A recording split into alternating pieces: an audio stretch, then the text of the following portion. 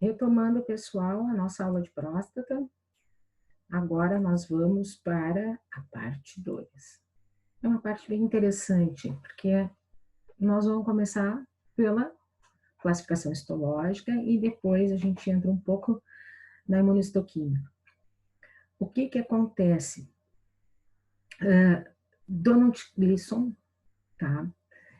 Em 1959, ele trabalhava num hospital em Minneapolis e ele, olhando próstatas, ele observou que existiam padrões glandulares diferentes, glândulas menores, glândulas maiores, tá? E ele queria fazer uma graduação, né, para definir pela graduação como seria assim a gravidade da lesão e o fator prognóstico. Bom, então ele criou um sistema que tinha 5 padrões histológicos, tá? Então, aqui, 1, 2, 3, 4, 5. E ele fez um somatório desses padrões histológicos, né, que seria o score final, que daria o nosso grau, que vai de 2 a 10, um somatório. Bom, ele fez esse primeiro esquema nos anos 60, tá? O artigo dele, de 1959, é brilhante, porque nunca ninguém tinha feito isso e ele fez. E depois ele seguiu o estudo avaliando, acompanhando os pacientes também, para ver os desfechos. Em 1974, algumas modificações foram feitas, né, nesse esquema, tá? E em 1980 é que realmente a OMS começou a, como se diz, que ele foi reconhecido, tá? Até então, nem todo mundo queria usar, mas é a nossa classificação, a graduação que se usa até hoje, com algumas modificações. Em 2005 teve algumas alterações importantes, porque foi visto que o 7, o somatório 7, ele poderia ser 4 mais 3 ou 3 mais 4. Né? E agora eu vou explicar para vocês como é que funciona essa questão. Também se viu que graus mais altos, 4 e 5, tinham prognósticos piores, tá? E assim foi indo, né? E agora, o que ficou para nós? Ficou para nós o seguinte: nós, em tese, começamos já do terceiro padrão, 3, 4 e 5. Alguns patologistas ainda podem, se quiser, usar o padrão 2, mas só em prostatectomias radicais, não em biópsia. O 1 caiu. Então, o que era o padrão 1? Para o Gleason, era aquele que mais se assemelhava com as células normais. Eram células redondas, com espaçamento e algum grau de atipia, certo? Bom, o grau 2, opa, minha flechinha, o grau 2, na época, as glândulas eram um pouquinho maiores, tinham semelhança em questão de atipias, mas ela era mais irregular a área, tá? Esses 2 graus foram vistos depois em imunistoquímica que poderiam corresponder a uma hiperplasia adenomatosa. Isso foi visto e ele começou a cair, tá? Bom, o grau 3, atualmente, ele é composto, como vocês estão vendo, por glândulas pequenas, glândulas maiores, algumas com maior espaço, outras mais espaçadas, tá? E assim, ó, o grau 3, que antes a gente falava que tinha glândulas cribriformes, migrou para o 4, a cribriforme. Então, o 4 é aquele já mais sólido, que a gente quase não vê o lumen das glândulas, que vai formar cordões, tá? Com glândulas fusionadas e com glândulas cribriformes. Cribriformes é aquelas que têm aquelas fenestrações, tá? E o 5 é o totalmente sólido, é aquele que às vezes é até indiferenciado, a gente não consegue nem ver glândula, muitas vezes. Ou tem a célula em anel de Simet, ou ele tem aquele comedo, né, tipo comedo da mama, que é uma necrose central dentro da glândula. Então, a gente passou a usar aqui, ó, o grau 3, com glândulas de diferentes tamanhos, tortuosas, tá? Com maior espaço entre elas. O grau 4, a gente já vê aqui, ó, que as glândulas estão fusionadas, tem glândulas muito pequenas, algumas até sem luz. E o 5, que nem se identifica bem a formação glandular. Então, a gente trabalha com esses padrões. E como que se dá o score final de Gleason, que é o grau? Existe um grau primário e um grau secundário que são somados. O grau primário é aquele em que o padrão predominante ele aparece em mais de 50% do volume tumoral. E o secundário é aquele em que o outro padrão, que aparece mais, ele aparece em mais que 5% do volume tumoral, mas menos de 50%. Então, por exemplo, se eu tiver, tá, um grau 3, em 70% do volume tumoral, mais de 50%, tá? E um grau 4, em mais de 5%, mas menos de 50%, grau 2, eu somo 3 mais 4 dá 7, certo? Dá score final ou grau de Gleason 7. Agora, existia uma questão muito importante que se mantém ainda, porque eu posso ter em mais de 50% o 4, que é considerado mais agressivo. E em menos de 50% e mais que 5%, o 3, continua sendo 7. Mas o grau primário é o 4, e esse tem um prognóstico pior do que o 7, em que o 3 é o que mais aparece. É claro que a gente ainda pode ter outro grau presente, por exemplo, um 5 em menor percentual, menos que 5%, ele não entraria no nosso score na prostatectomia, tá? A gente pode até citar que existe e dar o percentual dele, mas ele não entra no score pelo conceito. Nas biópsias por agulha, o 5, quando presente, não interessa a quantidade, ele vai entrar na graduação, tá? E aí vem um outro problema que surge e que vocês têm que saber, porque depois acontecem coisas que a gente não acredita, né? Mas assim, a biópsia, vocês viram, a gente tem 1 centímetro, 2 centímetros por 1 milímetro. Pequenos fragmentos de um todo. E a gente faz a graduação na biópsia. O que acontece? Eu posso ter um 5, que o 5 obrigatoriamente vai ter que entrar na biópsia. Posso ter, sei lá, um 4 mais 5. Tem 4 em 50% e apareceu o 5. Vai o 5 junto. Tudo bem. Então, eu dei um grau 9. E quando eu tenho toda a próstata que eu posso examinar, pode acontecer de eu ter que fazer uma graduação diferente. E aí elas não existe essa correlação em algumas situações. Então eu posso dar um grau muito baixo na biópsia e quando tem a prostatectomia o grau ser maior. Vocês entendem que a gente vai ter uma superfície maior quantidade de tumor. E numa dessas, um grau que eu dei 9, né, porque eu contei 4 mais 5, pelos critérios na prostatectomia, eu poderia ter 3, aparecer um 3 em maior quantidade e eu ter um 3 mais 4, tá? Então, existe ou uma subestratificação, a gente acaba dando um grau menor e na prostatectomia radical o grau é maior, ou até um grau maior na biópsia e menor na prostatec, em função da amostragem. A amostragem da biópsia é menor do que a amostragem de uma peça inteira. Mas não esqueçam, o grau primário é o padrão entre 3, 4 e 5, o que aparece mais. Somado ao grau secundário, que é o segundo padrão que aparece em maior quantidade, tá?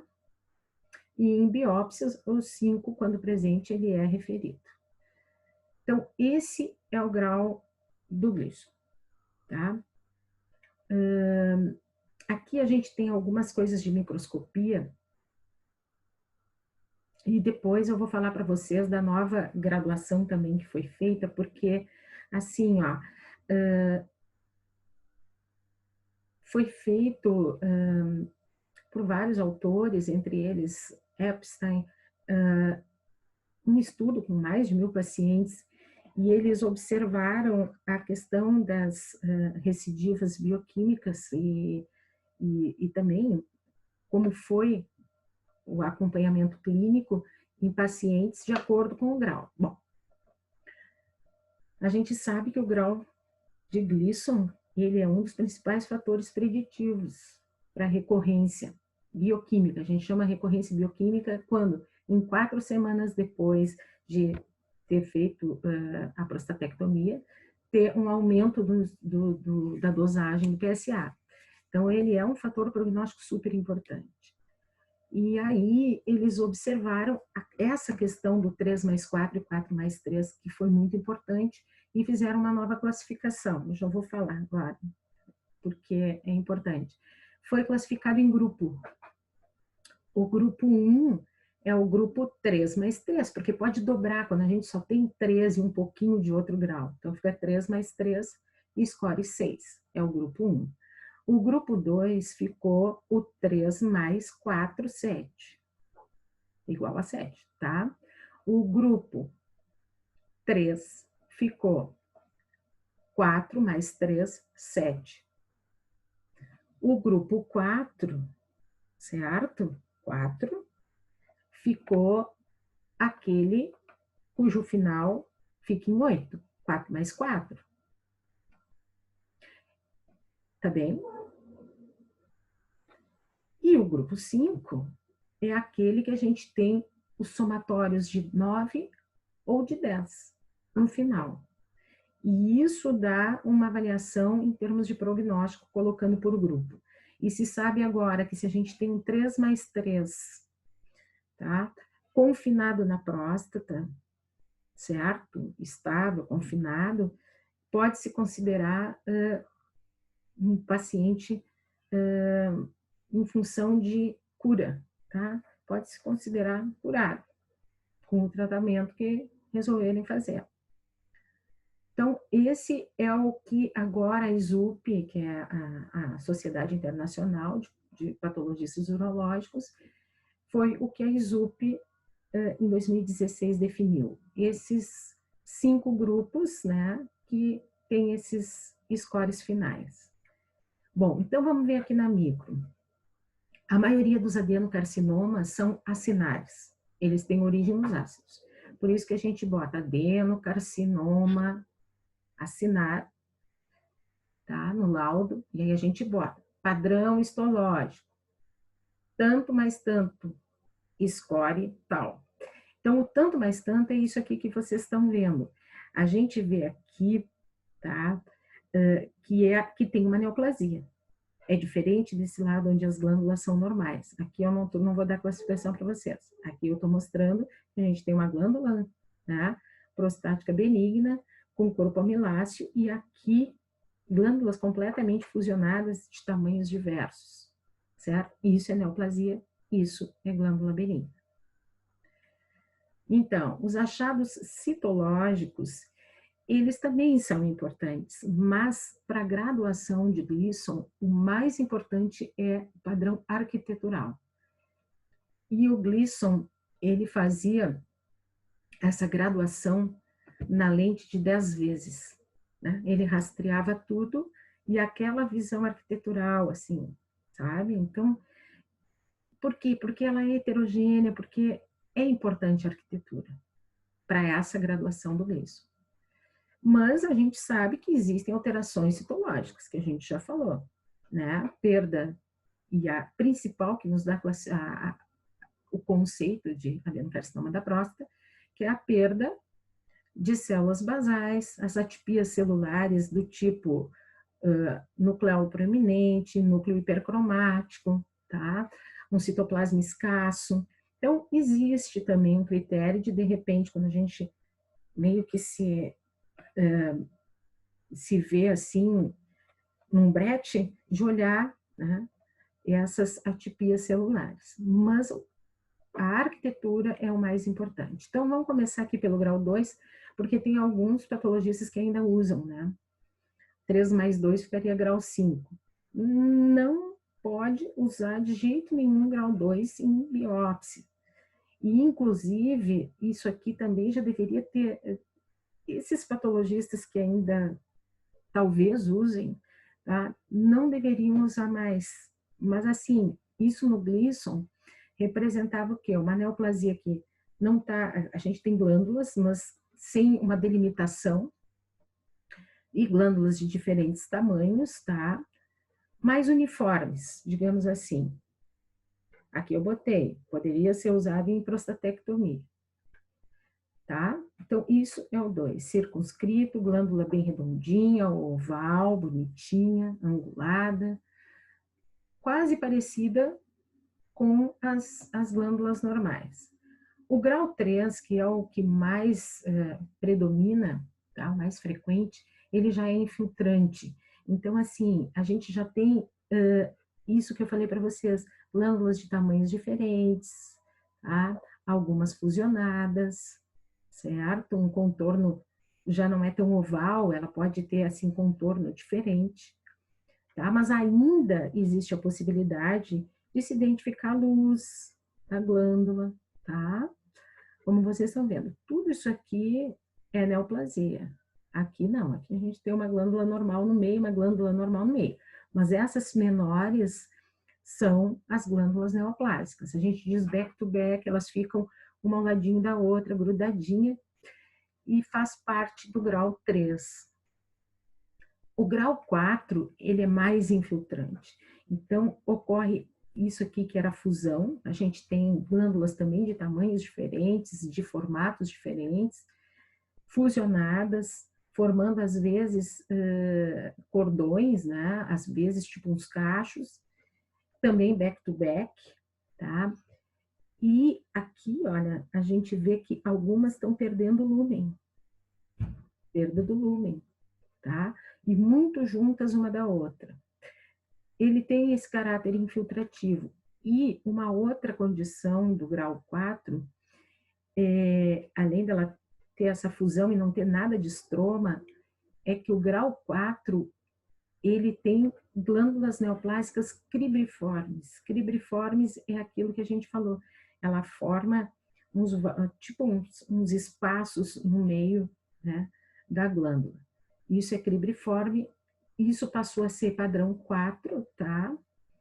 Muito antigamente entrava no 3, mas a gente costuma dar no padrão 4 o cribriforme, tá? De novo aqui, ó, as glândulas fusionadas, elas estão infiltrando o parênquima, tá? Aqui só tem núcleo, a gente nem identifica luz nenhuma. Isso é o nosso 4. De novo, fusionadas aqui no maior aumento, com muitas atipias celulares, tá? E o grau 5, que a gente falou, é o sólido. A gente não consegue ver glândula, às vezes vê uma ou outra isolada. É isso aqui, ó, um monte de núcleo de células, umas célulazinhas em anel de sinete, tá? Aqui o 5 é o que eu falei para vocês do comedo, ele foi colocado no 5, tá? 5 mais 5, 10, no grupo 5, tá? Que é aquele que fica em 10 e 9. E o comedo é isso, é essa necrose central em torno da glândula. Isso passou a ser 5. Então, a gente, claro que quanto maior o grupo de Gleason, e vai ser maior o score de Gleason, e pior é o prognóstico, tá? Então, a graduação, ó, vocês podem ler nesse livrinho nosso da Organização Mundial da Saúde, e ele segue os critérios da ISUP, tá? Coloca aqui, ó, os grupos que foram, né, introduzidos em 2016. Então, de novo, o grupo 1 é aquele score que dá 6, o 3 mais 3. O grupo 2 é o 3 mais 4, 7. Tá? O grupo 3 é o 4 mais 3 igual a 7. O grupo 4 é aquele Gleason que termina sempre em 8. Pode ser 5 mais 3, 3 mais 5, 4 mais 4. Tá? E o grupo 5 é o que tem os scores 9 e 10. Então, score 6, 7, 7, 8, 9 e 10. Tá? Essa é o grupo e a gente coloca nos laudos para vocês. Adenocarcinoma cinar, porque existem outros adenocarcinomas. Eu não vou entrar com vocês, que são variantes. Tá? Existe o adenocarcinoma ductal, por exemplo. Existe o adenocarcinoma intraductal da próstata. Mas o principal, em 90% dos casos, é o acinar. Tá? Então, a gente fica por aí, acinar. A gente colocava usual, mas só dizendo que é acinar, todo mundo sabe que é acinar. Então, adenocarcinoma acinar da próstata, padrão histológico. 3 mais 4 de Gleason, score 7. Categoria de risco, ISUP, grupo 2. Aí vocês vão ler os laudos e vão saber o que está significando isso aí. Se sabe que o grupo 2 é melhor que o grupo 3, em termos de prognóstico, tá? E depois a gente vai referir, na prostatectomia, principalmente, a localização da lesão. Eu costumo colocar a localização da lesão e a medida em cada localização, tá? Tem que ser referido se ele tem outros critérios que são prognósticos que vamos ver na sequência, tá? Esse é o início do diagnóstico. Um dos critérios é a extensão extraprostática. O que que acontece? É um dado de que a lesão, ela já saiu da próstata e está invadindo adiposo. Quando invade adiposo, não existe dúvida que exista uma extensão extraprostática. A mesma coisa, pessoal, acho que aqui eu botei depois. Tá, mas tudo bem. Depois eu tiro esse aqui, tá? Extensão. A mesma coisa é margem cirúrgica. A margem cirúrgica, a gente tem a radial, a gente tem a uretral, proximal, uretral, distal. Então, assim, a gente pintou com nanquim, vocês viram. Aqui é a radial. Então, a margem cirúrgica radial, quando a glândula encosta nessa tinta, nós vamos dizer para vocês, margem cirúrgica radial comprometida. Margem cirúrgica uretral comprometida. Quando a glândula toca aqui. Se tiver um filetinho de fibroblasto, de tecido conjuntivo, a gente não dá como positivo, tá? Então, ela é um fator prognóstico importante também para recorrência bioquímica, para mortalidade, tá? Aqui, ó, a recomendação que a gente tem que dizer qual a localização, se é no ápice, base, lobo médio, quanto ela mede e qual o padrão que está comprometendo a margem, certo? Então, eu vou dizer assim, margem cirúrgica radial comprometida, no ápice esquerdo, medindo 1 milímetro de extensão pelo componente padrão 3, entendeu? E então, eu estou dizendo para vocês qual o padrão, que é o padrão que está comprometendo a minha margem, certo? E em que localização. Então, voltando à extensão, tá? Essa prostática que eu coloquei lá e aqui também, a gente tem aqui a invasão do adiposo. Aqui são glândulas, tá? Um padrão 4, aqui dá para ver alguns lúmens, outros não. Nessa outra incidência, a gente tem um padrão de extensão extraprostática, já naquela musculatura que recobre a próstata, e às vezes é meio duvidoso. E o importante é o seguinte, ela pode, a gente chama de extensão quando ela ultrapassou o limite, tá? Se ela está invadindo vesícula seminal, ela também já ultrapassou o limite, então a gente tem extensão extraprostática. Se invade o colo vesical Ou outra estrutura adjacente também é extensão extraprostática. E a gente também deve colocar para vocês presença de extensão extraprostática no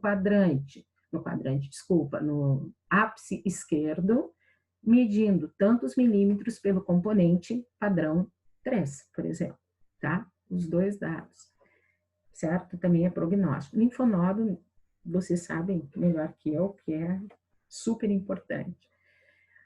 Pode fazer exame transoperatório, tá? Às vezes não muda muito.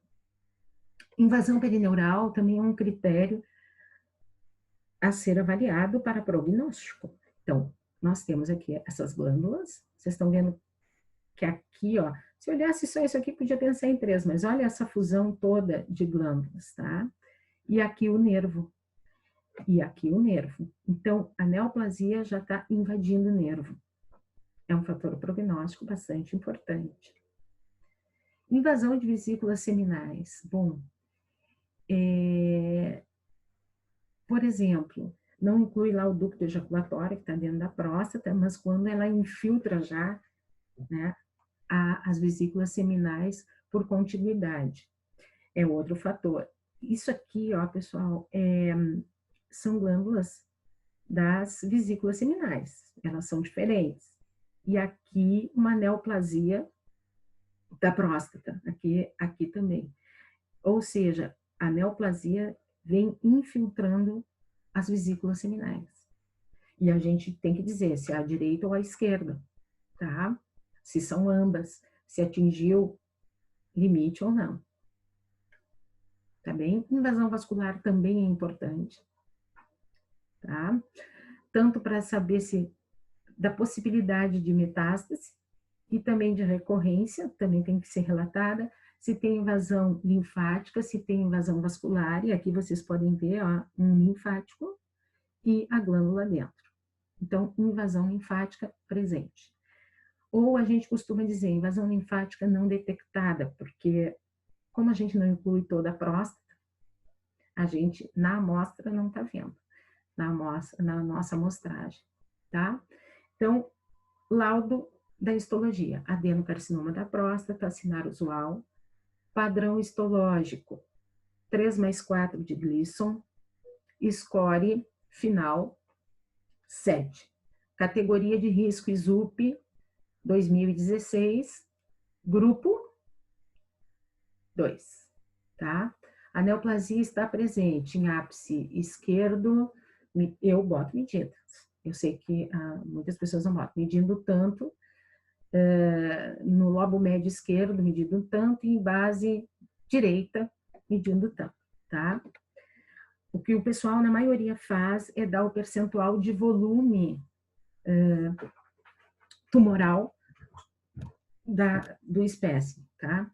Então, a gente coloca isso. Aí a gente coloca presença de extensão extraprostática no ápice esquerdo, medindo 1 milímetro pelo componente padrão 3. Se tiver, né? Se não tiver, extensão extraprostática não detectada.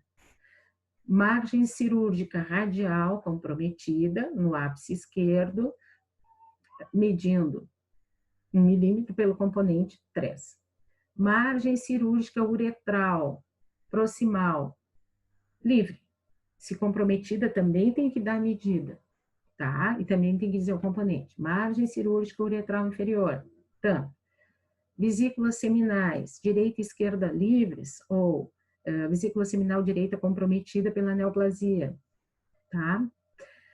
Ductos deferentes, livres ou comprometidos. Acho que aí foi quase tudo da próstata. Aí a gente começa.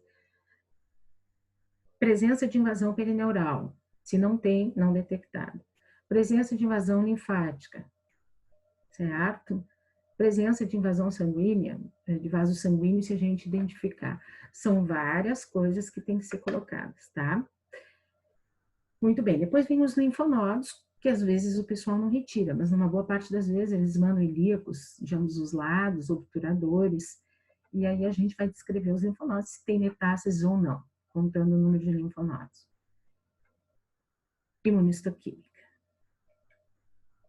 Imunistoquímica, vocês já viram para que serve.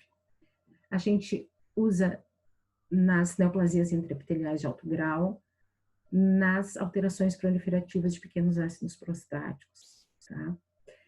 Pode-se usar também, quando não é uma alteração proliferativa, mas a gente tem dúvida, em metástases, se a gente quer saber se é de próstata, também se usa imunistoquímica, tá?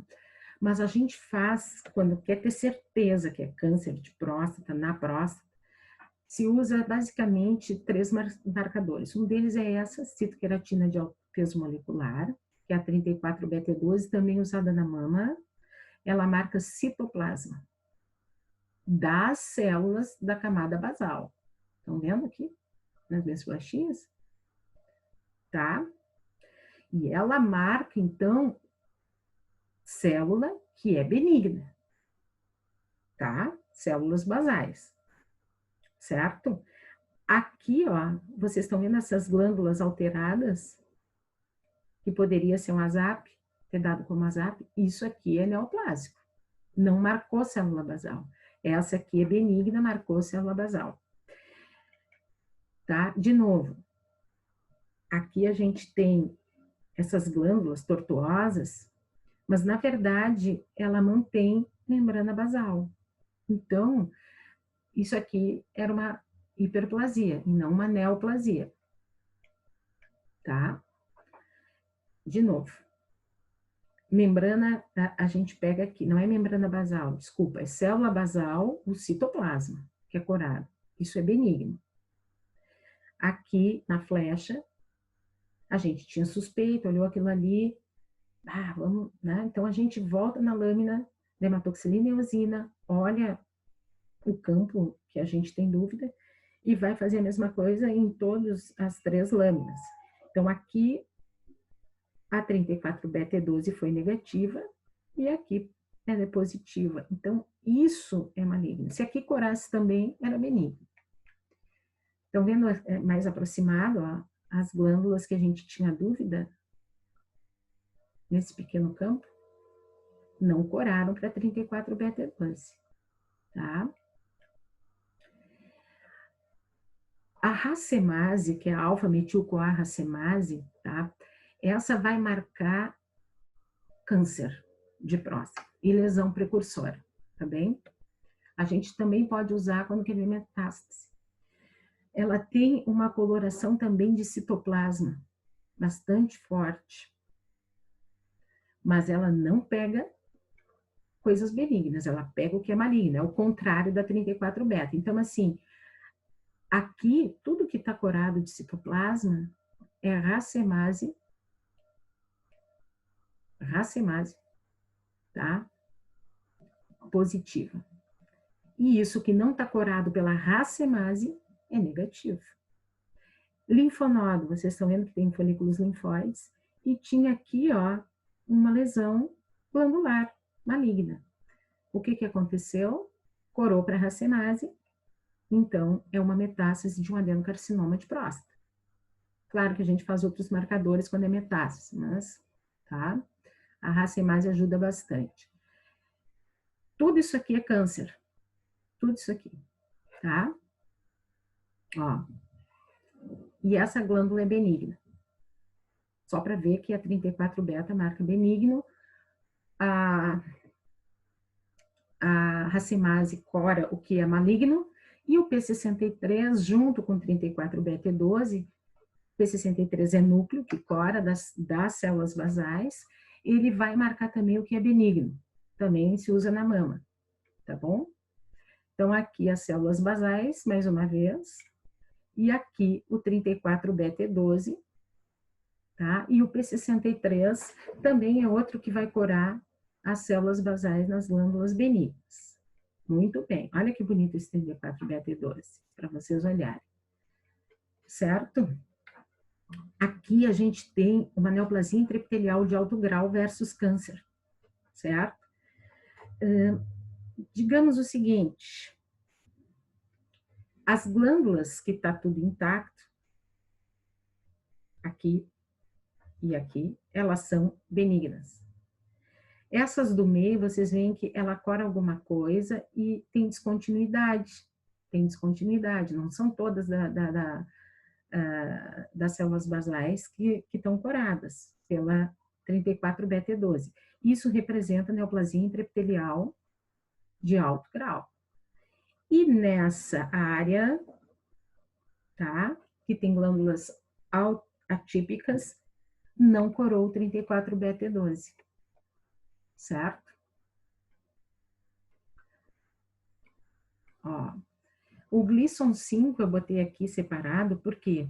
Porque já aconteceu de ter biópsias de próstata em paciente que inclusive já teve câncer de bexiga e a gente vê uma lesão, às vezes, totalmente indiferenciada e a gente fica confuso. Será que é de bexiga? Será que é de próstata? Tá tão junto. Então, a gente costuma fazer, quando é muito indiferenciado, a gente costuma fazer, nesses padrões sólidos, o PSA, que é outro anticorpo, que vai marcar a próstata para nós, tá? Então, se usa bastante em metástase e nessas condições para ver o sítio. Aqui a gente viu que é da próstata, então é um grau 5, muito sólido, muito pouco diferenciado, tá? Por que a gente usa? Porque as células das glândulas, elas secretam fosfatase ácida, então existe essa função aí com o nosso marcador do antígeno prostático específico. E existe um marcador que ele é muito bom, tá? Ele tem sido top para próstata agora. A gente usa aqueles três, 34-beta-12, P63, que marcam células benignas e as displasias de forma descontínua. E o racemase, que vai marcar só célula neoplásica e não marca as benignas, tá? Então, assim, o NKX3, ele é uma proteína de transcrição, então você sabe que tem a ver com ciclo celular. Ela é usada na próstata e é regulada por androgênios. E a gente falou no início que androgênio é um dos vilões aqui. Então, em carcinoma de próstata, a gente tem usado, tá? Então, a perda de expressão desse gene, né, ele aparece no câncer de próstata, não a marcação imunistoquímica, tá? Porque ele sofre metilação ou silenciamento, e aí ele atua assim, ó, fazendo com que ocorra a proliferação, certo? Então, ele pode ser, em termos de molecular, também bastante importante. Aqui tem umas referências para vocês, e aqui eu coloco que ele tem maior sensibilidade que o PSA para definir o câncer de próstata, os adenocarcinomas, tá? É um outro artigo. Então, a gente pode usar, na dúvida, né, o 34-beta-12, o P63, racemase e o NKX3, que vai curar a neoplasia, tá? Ele é mais sensível que o PSA, certo? Aqui é um adeno, tá? Um grau 4, e o NKX3 acabou de marcar e nos confirmar que é um adeno. Bom, mas aqui também nem precisava imuno, né?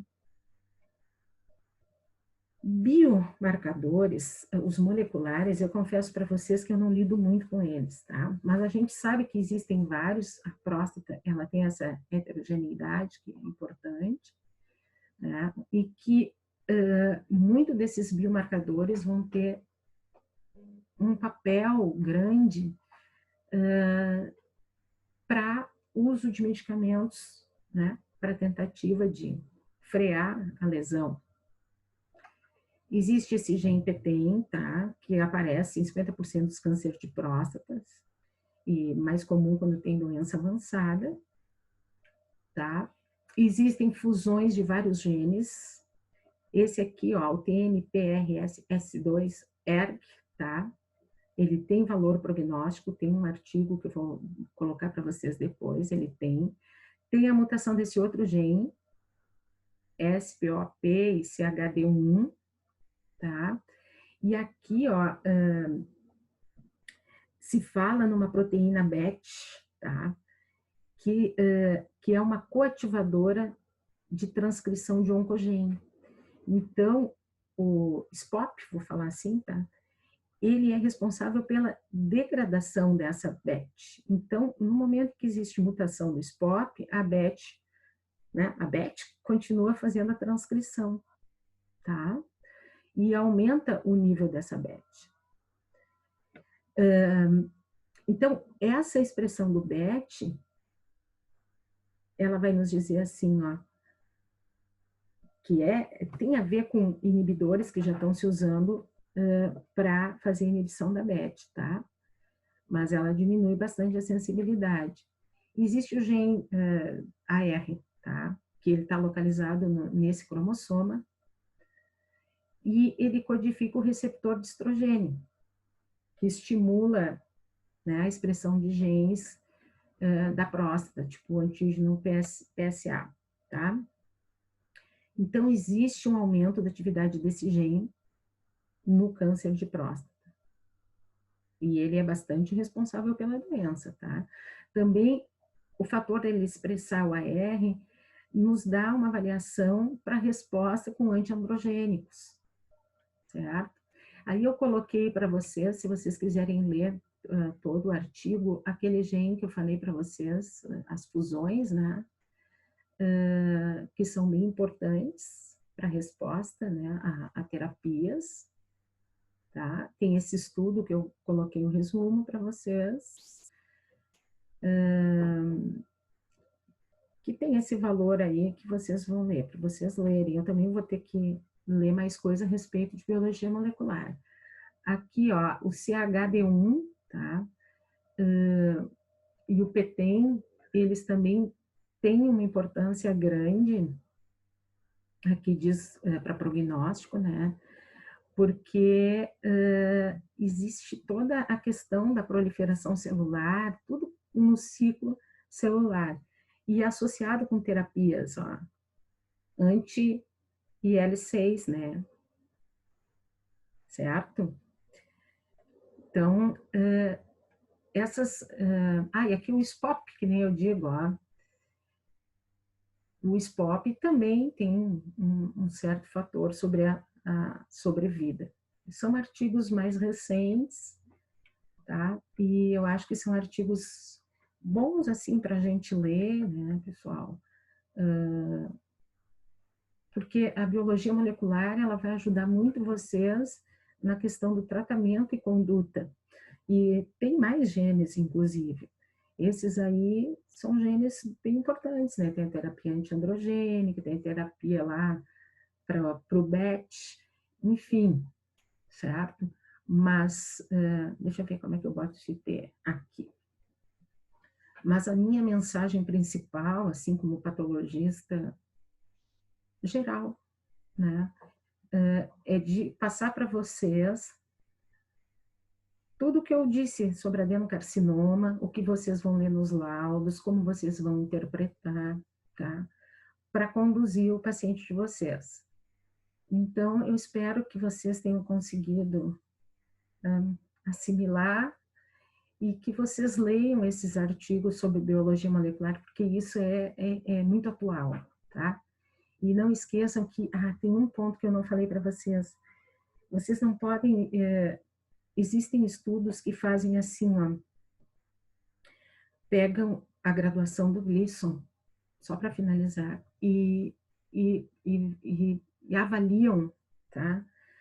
Como é a acuidade interobservador, porque essa avaliação, se vocês forem pensar, ela também é subjetiva. Eu posso considerar de uma forma mais agressiva e dar um 4, e outro achar que não, que é um 3. Então, existe essa... Mas o que é importante é o seguinte, o que a gente chama de proficiência, tá?